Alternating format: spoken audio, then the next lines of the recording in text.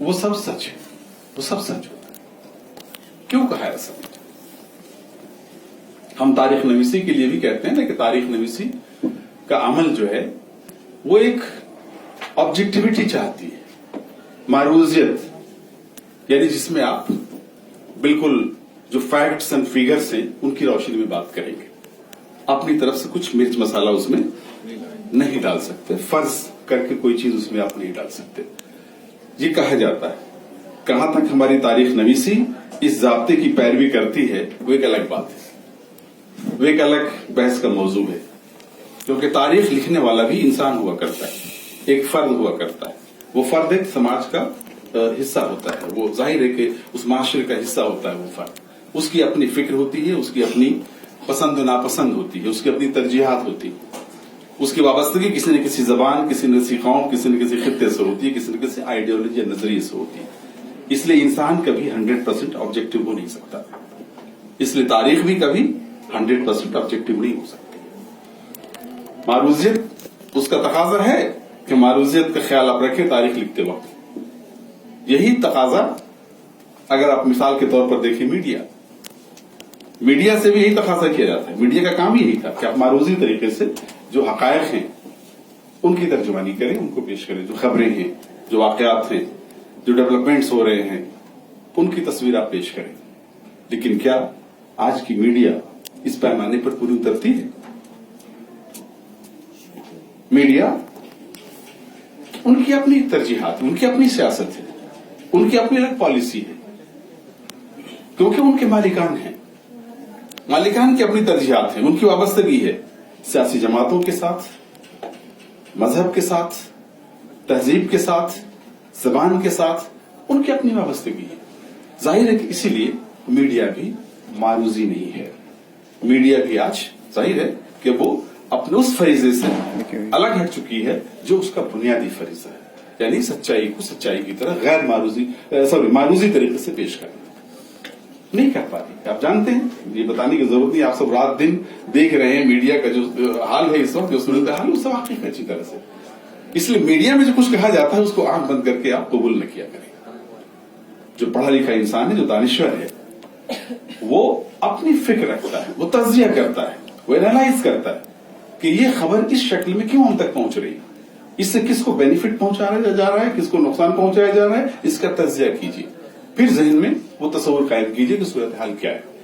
ہم اور آپ کتابیں پڑھتے ہیں، عام قاری میں اور ایک دانشور میں بنیادی فرق یہ ہے کہ عام قاری کسی کتاب کو جب پڑھتا ہے تو وہ پڑھ جاتا ہے اور سمجھتا ہے کہ بس یہی سب کچھ ہے. لیکن جو دانشور ہے، جو انٹلیکچوئل ہے، جو اسکالر ہے، جو فہم رکھتا ہے، ذہن رکھتا ہے، شعور رکھتا ہے، وہ جب کسی کتاب کو پڑھتا ہے تو وہ صرف حروف کو نہیں پڑھتا، سطروں کو نہیں پڑھتا، بلکہ ایک ٹرم ہے اس کے لیے، بٹوین دا لائنز، سطور کے درمیان کیا کچھ کہا جا رہا ہے. یعنی لکھنے والے نے جو لکھ دیا ہے کیا اس کا مقصد کیا کہنے کا ہے اور اس سے ہم کس طرح سے اپنا مفہوم برآمد کر سکتے ہیں. وہ ہماری دانش پہ ڈیپینڈ کرتا ہے، ہمارے شعور پہ ڈیپینڈ کرتا ہے کہ ہم انہی سطروں سے، انہی الفاظ سے، انہی حروف سے کس طرح کا مفہوم برآمد کرتے ہیں. ظاہر ہے کہ یہ ادب کے حوالے سے ہے کہ ادب کیوں تاریخ کا ایک بہترین وسیلہ ہے، تاریخ فہمی کا بہترین وسیلہ ہے، ماضی فہمی کا بہترین وسیلہ ہے. کیونکہ ادب میں، تاریخ میں ہم یہ دیکھتے ہیں کہ واقعات کا ذکر ہوتا ہے، تاریخوں کا ذکر ہوتا ہے، لیکن اس میں انسانی احساسات اور جذبات، افکار اور تصورات کا ذکر نہیں ہوتا. جب ادب پڑھتے ہیں آپ تو اس میں ادب میں جو کیریکٹرز ہوتے ہیں، ان کیریکٹرز کے حوالے سے جس طرح سے پلاٹ بنا جاتا ہے اور جس طرح کے احساسات و جذبات اور افکار و تصورات کا اظہار وہ کیریکٹرز کرتے ہیں، وہ اس عہد کے افکار و تصورات ہوتے ہیں. وہ کردار اس عہد کی زبان بول رہے ہوتے ہیں، وہ کردار اس عہد کے انسانوں کی آرزوؤں اور تمناؤں، اس کی ناکامیوں اور کامیابیوں کا ایک طرح سے ترجمان ہوتے ہیں. اس لیے تاریخ سے زیادہ بہتر ماضی کے حوالے سے جو علم ہے وہ آپ تک پہنچانے کا کام ادب کرتا ہے. کیونکہ وہ انسانوں کے جذبات اور احساسات کو، یعنی آج سے 500 سال پہلے، آج سے 1000 سال پہلے، آج سے 200 سال پہلے، آج سے 100 سال پہلے کے انسان کس طرح کی سوچ رکھتے تھے، ان کی فکر کیا تھی، ان کے تصورات کیا تھے، ان کی آرزویں کیا تھی، ان کی تمنائیں کیا تھی، ان کی دشواریاں کیا تھی، उनकी कामयाबियां क्या थी, उनकी फतुहात क्या थी, इनका एहसास हमें अदब से ही हो पाता है। हम आज भी जब पढ़ते हैं किसी जमाने का, प्रेमचंद के अदब को उठा लीजिए, प्रेमचंद की जो कहानियां हैं उनको उठा लीजिए, प्रेमचंद के नॉवेलों को उठा लीजिए, प्रेमचंद की कहानियों और नॉवेलों में जो किरदार हैं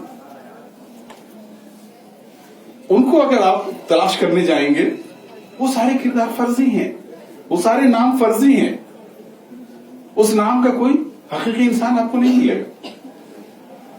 लेकिन वो किरदार अपने अहद के सच्चे तर्जुमान है, बिल्कुल उस अहद के जो इंसान के तस्वुरात थे, जो उसकी जो परेशानियां थी, उसकी जो दुश्वारियां थी, जिस तरह के चैलेंजेस उसके सामने थे, जिस तरह के डिस्क्रिमिनेशन का उसको सामना था, जिस तरह की गुर्बत का उसको सामना था, उन तमाम चीजों की तर्जुमानी उन किरदारों के जरिए हुई है।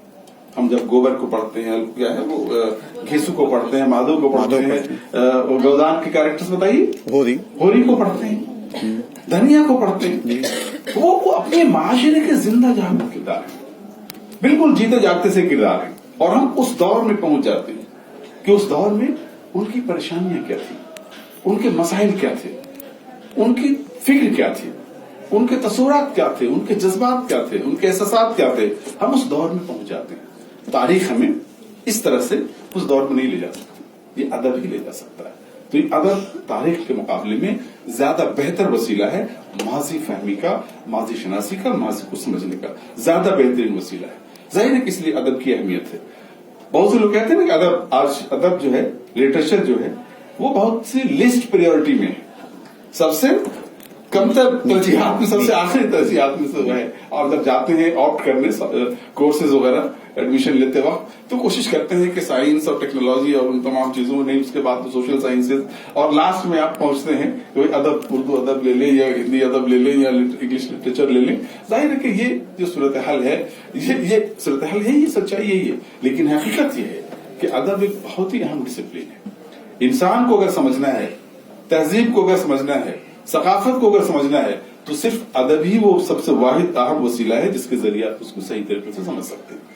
बल्कि बाज़ औक़ात तो मैं ये कहता हूँ, जाता हूँ अगर सेमिनार में, वहां साइंस और टेक्नोलॉजी के हवाले से अदब की जो का मुकाबला जब होता है, तो मैं उनसे ये कहता हूँ कि आप साइंस और टेक्नोलॉजी, ठीक है, उसको हम निगेट नहीं कर सकते। साइंस और टेक्नोलॉजी भी हमारी जिंदगी का अहम हिस्सा है। उनके बगैर हम जो कुछ सहूलतें हमें आज हासिल हैं, उनमें जो मैसर हैं, उनमें जाहिर है साइंस टेक्नोलॉजी का है। हम आज यहाँ बैठ करके गर्मी के मौसम में, आज तो खैर कदर मौसम जरा बदला हुआ है, कल तक बड़ी गर्मी थी, जो एसी में बैठ करके हम ये गुफ्तगू कर रहे हैं, तो ये मुमकिन नहीं था अगर साइंस और टेक्नोलॉजी नहीं होती। तो हमारी आवाज आप तक पहुंच रही है बिल्कुल बुलंद आप शक्ल में, वो इसलिए कि साइंस टेक्नोलॉजी की ये देन है, तो हम उसको निगेट नहीं कर सकते। साइंस और टेक्नोलॉजी बहुत इंपॉर्टेंट है इंसानी जिंदगी, इंसानी तक इंसान को ज्यादा बेहतर जिंदगी फराहम करने में, जो जिंदगी की जो इतनी जरूरियात हैं हम उनकी फराहमी में साइंस और टेक्नोलॉजी का बहुत अहम रोल है। हमने तरक्की की जो मंजिलें तय की हैं, उसमें साइंस और टेक्नोलॉजी का भी बहुत बड़ा रोल है। लेकिन तरक्की की एक मंजिल वो भी है जहां हमारी जहनी तरक्की हो, इंसानियत के हवाले से, ह्यूमैनिटी के हवाले से, ह्यूमनिज्म के हवाले से। सिर्फ इंसान की शक्ल में पैदा हो जाना काफी नहीं है, सिर्फ आदमी की शक्ल में पैदा हो जाने से कोई इंसान नहीं बन जाता है। आप तो वाकिफ में वो गालिब का वो शेर, बस का दुश्वार है हर काम, बस का दुश्वार है हर काम का आसान होना, आदमी को मैसर, आदमी को भी मैसर नहीं इंसान होना। तो ये जो तस्वीर है, दर्द का शेर हो, दर्द दिल के वास्ते पैदा के इंसान, वरना ताकत के लिए कुछ कम न थे कर रो पाया। बहुत फरिश्ते थे इबादत करने के लिए। अल्लाह ताला का मकसद इंसान को बनाने का इबादत करने वाली एक जीरो नहीं बनाना था, बल्कि दर्द, एहसास, एक दूसरे के साथ हमदर्दी का एहसास, जज्बा, दर्द का एहसास। बहुत खूब। फरिश्तों में नहीं कोई जज्बा, फरिश्ते दिन रात अल्लाह की इबादत में सरगर्म हैं, उनकी ख्वाहिशात नहीं है, जज्बात नहीं है, एहसासात नहीं है। इंसान को अल्लाह ताला ने इन तमाम सिफात से मुत्तसिफ किया है। बल्कि इसीलिए मैं कहता हूं, मस्जिद करीब में, हाँ, मुझे लगता है साइंस और टेक्नोलॉजी की मिसाल का गुजारा ये भी याद कर लीजिए। स्विच ऑफ कर लीजिए आप लोग, कोई बात नहीं, ठीक है, ठीक है, कोई ऐसे करते हैं। तो ये जो है, मैं ये कहता हूं उनसे कि आप साइंस से तरक्की की मंजिल हम तय कर सकते हैं, लेकिन ये कंप्यूटर बना सकते हैं, मोबाइल बना सकते हैं, इंटरनेट, तमाम सारी सहूलतें दुनिया में क्या कुछ कहाँ हो रहा है, बिल्कुल उसी वक्त आपके पास सारी खबरें पहुंच जाती हैं। सब कुछ आप देख सकते हैं, समझ सकते हैं, खबरें हासिल कर सकते हैं। लेकिन इंसान में और टेक्नोलॉजी में बुनियादी फर्क यह है कि टेक्नोलॉजी और साइंस रोबोट बना सकती है, कंप्यूटर बना सकती है, मोबाइल बना सकती है, लेकिन इंसान नहीं पैदा कर सकता। इंसानियत के जज्बे को इंसान के अंदर नहीं दाखिल कर सकते। वो काम लिटरेचर ही कर सकता है। लिटरेचर इंसान बनाता है। लिटरेचर का बुनियादी काम है इंसान साजी। आप एक कहानी पढ़ते हैं, एक नज्म पढ़ते हैं, उस कहानी या नज्म को पढ़ करके आपके अंदर एक एहसास पैदा होता है, आप उससे कुछ हासिल करते हैं। ऐसा महसूस होता है कि आप शायद उस जज्बे से, उस एहसास से अब तक नहीं थे। आपने शायद इस मसले पर इस एंगल से गौर ही नहीं किया था। आपने तो इस इंसान को इस तरह से देखा ही नहीं था। आपने तो इस खातून को इस तरह से सोचा ही नहीं था इसके बारे में। हमारी हिस्सियत में इजाफा होता है, जो हमारी ह्यूमन सेंसिबिलिटी है उसमें इजाफा होता है। रिच होती है हमारी ह्यूमन सेंसिबिलिटी, स्ट्रांग होती है, मजबूत होती है, उसमें इजाफा होता है। इसलिए अदब हमें एक बेहतर इंसान बनने में मदद करता है। अदब का ये बहुत बड़ा अचीवमेंट है, बहुत बड़ा कारनामा है, और इस मामले में कोई भी दूसरे जो डिसिप्लिन है वो इसका मुकाबला नहीं कर सकते। अदब इस मामले में सबसे बेहतर, और उसकी अहमियत जो है वो जाहिर दूसरे के मुकाबले में ज्यादा बेहतर है। तो ये जो आपने सर तहरीक या सर अहद के हवाले से बातें करें, तो सर सैयद का जो अहद था बिल्कुल वजह फरमाया आपके उस्ताद मोहतरम जनाब डॉक्टर अबू ज़हीर रब्बानी साहब ने, कि जो 19वीं सदी का अहद था वो हमारी तारीख का बहुत ही अहम अहद था, तगय्युरात से भरा हुआ अहद था। क्योंकि जितनी तब्दीलियां उस दौर में हुई 19वीं सदी में, उतनी तब्दीलियां उससे पहले नहीं हुई थी, उतनी तेजी के साथ नहीं हुई थी। मैंने अभी पहले एक शेर का एक मिसरा पढ़ा था इकबाल करके, सबात एक तगय्युर को है जमाने में। तब्दीलियां होती थी पहले भी, लेकिन वो तब्दीलियां बहुत सुस्त रफ्तार